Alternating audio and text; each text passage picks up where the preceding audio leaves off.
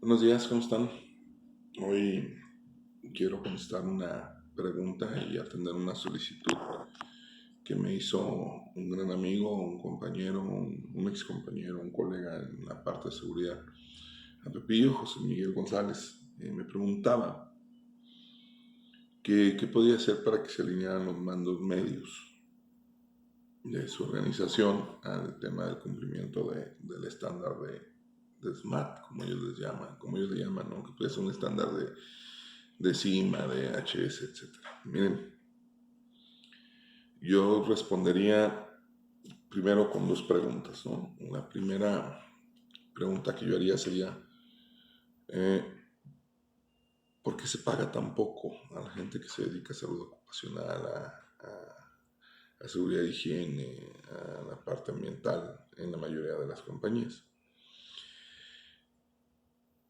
Y la primera respuesta a esta pregunta sería, bueno, pues porque lo hemos permitido, ¿no? O sea, porque lo hemos causado nosotros como ejecutores de estas actividades, eh, ya que pues, nuestra área en materia de seguridad, salud y medio ambiente pues, está llena de talibanes de la seguridad, ¿no? Yo les llamo que son los terroristas, ¿no? Son normólogos, todo quieren cumplir a rajatabla, sin análisis, sin evaluación, sin hacer un correcto análisis de los riesgos, sin evaluar la practicidad, la viabilidad, la posibilidad de que algo se pueda hacer. Y esto es porque estamos llenos de gente que no está preparada, o sea, te recitan las normas de cajón, se las saben de memoria. La bronca es cuando hay que aplicarlas. El conocimiento aquí no sirve de nada si no lo puedes bajar a la tierra, ¿no? Y si no entendemos esto como un proceso de cambio, ¿no? Un proceso de adaptabilidad, de adaptación, en el cual tenemos que competir con muchos aspectos humanos. Mm, hemos prostituido la seguridad y la salud vendiendo DC3, vendiendo programas internos de protección civil que solamente son un copy-paste. Hemos vendido las firmas para algún trámite. Vendemos constancias de capacitación para brigadas. Compramos exámenes médicos patito, ¿no? O les permitimos a la gente entrar a trabajar poniéndolos en riesgo con un certificado médico del Dr. Simi o de la Cruz Verde o de la Cruz Roja. Es decir, nosotros lo generamos porque no damos resultados. Entonces, como no damos resultados reales, pues ahí andamos brincando de una compañía a otra, porque caímos en el tema del maquillaje, ¿no? Nos volvimos numeristas, en vez de buscar resultados, buscamos la forma en la que los resultados no sean tan feos, ¿no? Utilizamos el maquillaje para los números. Hemos sido secuestrados por nosotros mismos con los tecnicismos, con cuestiones muy técnicas, ¿no? Entre comillas, porque realmente ni son técnicas. Nos agarramos vendiendo la reparación de la espiroqueta de la chafaldrana, como en su momento diría en las sketches de Chespirito, ¿no?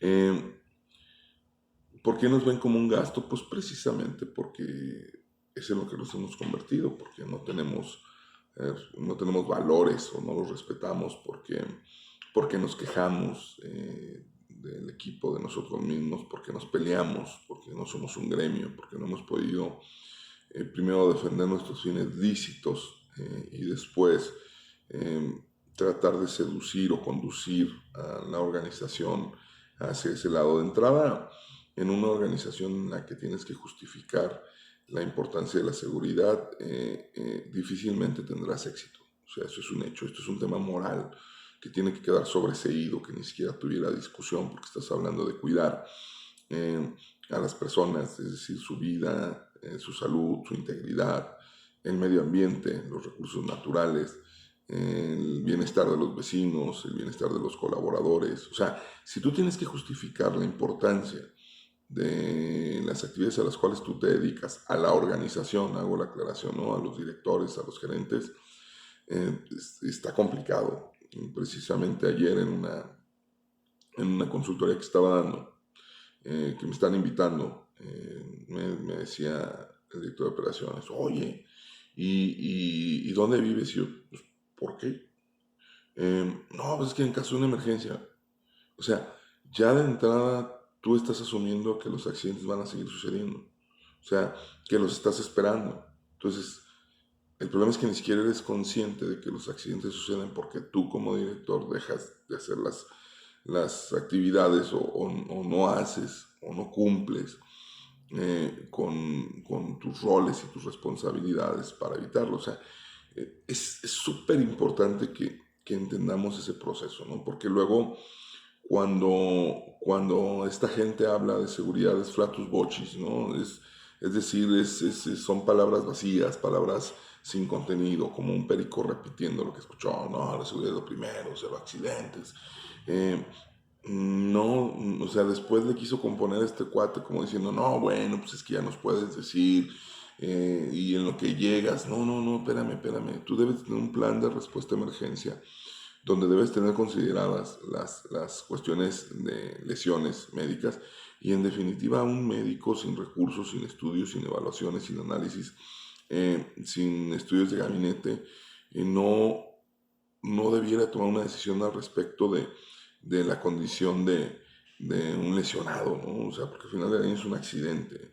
Entonces, digo, pues hay cuestiones leves como perdón, me equivoqué, hay cuestiones que no son tan graves como una herida que tengan que suturar o algo, sin embargo, el resultado de ese contacto, de ese contacto con la fuente de energía pudo haber terminado en la pérdida del dedo, o sea, si reventó la piel pudo haber reventado, pudo haber arrancado el dedo, o sea, ese tipo de cosas, el que nosotros mismos, los médicos, querramos, nos prostituyamos y nos vendamos a que tenemos que ir corriendo a las 3 de la mañana cuando algo sucede, en lugar de tener un plan preparado para que se traslade al colaborador a un hospital con el cual se tenga un convenio, con el cual se tenga un tratado, porque sabemos también que el mandarlos a las instituciones públicas implica que el colaborador no va a tener la mejor de las atenciones, que el colaborador seguramente va a quedar con alguna secuela, que al colaborador nada más le van a dar un porcentaje de su indemnización o un porcentaje de su pensión,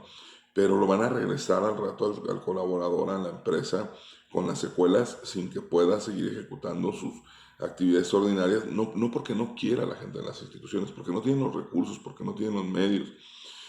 Sin embargo, si lo haces en un hospital privado en el cual hay más recursos, con un convenio, le pones le das la mejor opción terapéutica disponible, con gente altamente capacitada, con los recursos que se requieren, que no se tienen en las instituciones públicas, el trabajador seguramente a las 2 semanas va a estar haciendo rehabilitación, a las 3 o 4 semanas va a estar integrado plenamente a la actividad sin haber perdido su capacidad fisiológica para hacer esa actividad. O sea, nosotros somos los que lo hemos permitido. Creemos, por ejemplo, los médicos en el trabajo, que un lumbago se atiende con diclofenaco, complejo B. Algunos peores se agarran metiéndole corticoides, dexametasona u otros medicamentos para el proceso inflamatorio, pero se nos olvida, si acaso reposo, pero se nos olvida que tiene que haber rehabilitación para ese cuate, tiene que haber seguimiento.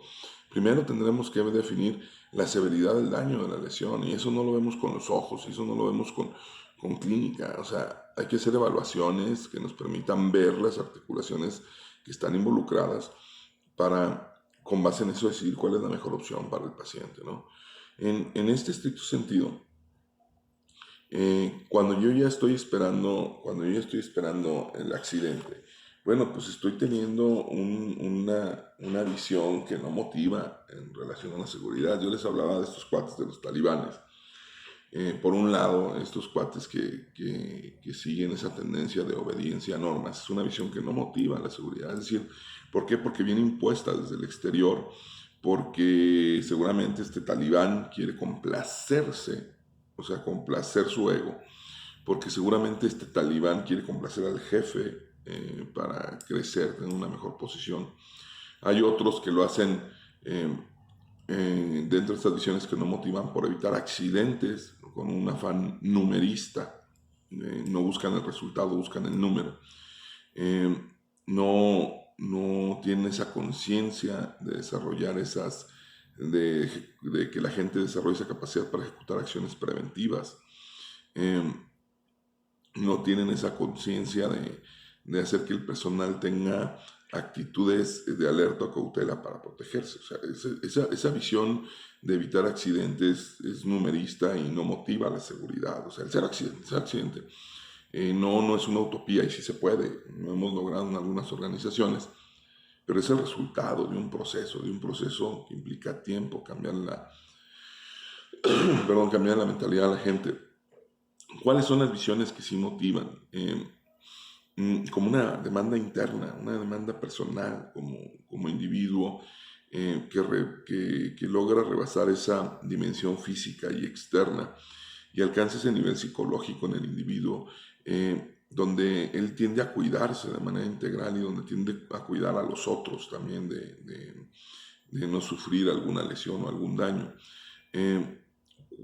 ¿Cómo se motiva? Cuando es un valor vital, cuando la gente se identifica la seguridad con el bienestar, con su bienestar, con el bienestar de los otros, con la conservación de su salud, con la conservación de la salud de otros, con la felicidad de todos, con su vida. Es decir, que logra identificar que el seguir las estrategias de seguridad, los lineamientos, le permite conservar su vida, le permite conservar su salud, le permite conservar su bienestar, le permite alcanzar la felicidad.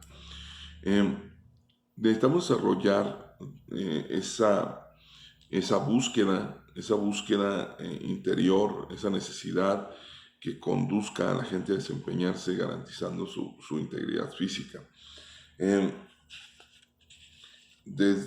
Si tú buscas imponerle a los supervisores, Pepillo, que cumplan por cumplir como una obediencia a normas o para evitar accidentes, definitivamente es un fracaso. Por eso tienes que buscar lograr en ellos, mediante estrategias, desarrollar esa demanda interna que rebase la dimensión física y alcance esa dimensión psicológica, y desarrollar estrategias que permitan lograr en la gente ese comportamiento, esa conducta de cuidado integral de ellos y de otros, que logren identificar el bienestar con la seguridad, que lo asocien directamente con la conservación de la salud, de la vida, que lo logren asociar con ese concepto de alcanzar la felicidad, porque si no lo hacemos así, si nosotros como seguristas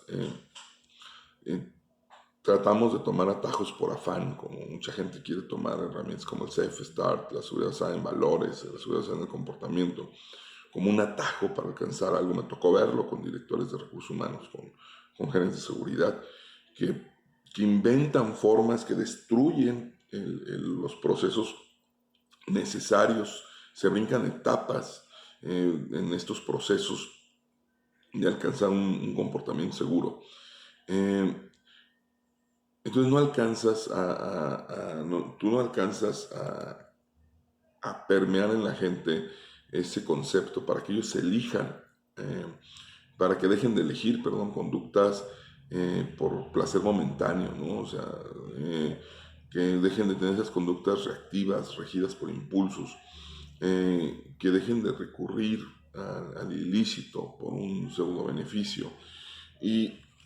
Y esto sucede porque no conocemos a nuestra gente, ¿no? Conocemos sus características humanas, como sus expectativas, sus modalidades, sus intereses, sus impulsos, sus estratos socioeconómico-cultural, sus creencias, sus experiencias, sus significaciones, sus edades, los valores, las fobias, los razonamientos que ellos tienen, los sueños, o sus miedos, sus carencias, sus necesidades.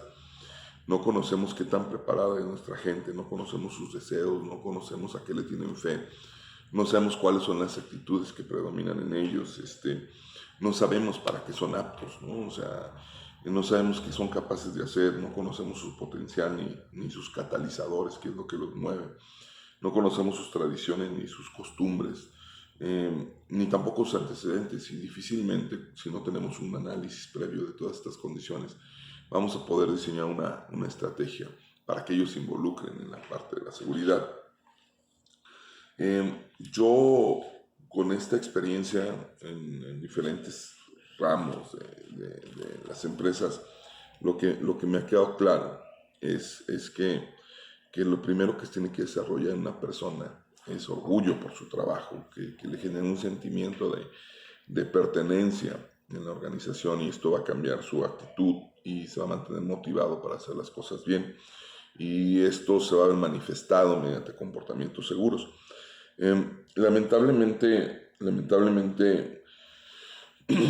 hay una incongruencia en las organizaciones donde vuelvo a lo mismo, ¿no? Al Latus Bochis, ¿no? Donde les dicen una cosa a los colaboradores y en la realidad se manifiesta otra, ¿no? Y esto pues origina que el colaborador, por una cuestión que no se cumple, en la cual no hay congruencia, pues el trabajador demerite y tome una actitud despectiva al resto de las acciones que se toman por una, ¿no? O sea, por una sola situación. Y además, no entendemos que cada cambio y cada mejora que propongamos debe de basarse en las necesidades específicas de la gente, del cliente y del negocio. Y este es el principal problema, que nosotros buscamos hacer cumplir las normas, insisto, como unos talibanes de la seguridad, nada más porque se tienen que cumplir, sin desarrollar esa capacidad para que el resto de las personas la entiendan. Y no lo hacemos porque ni nosotros mismos entendemos de dónde surgen estas necesidades, ¿no?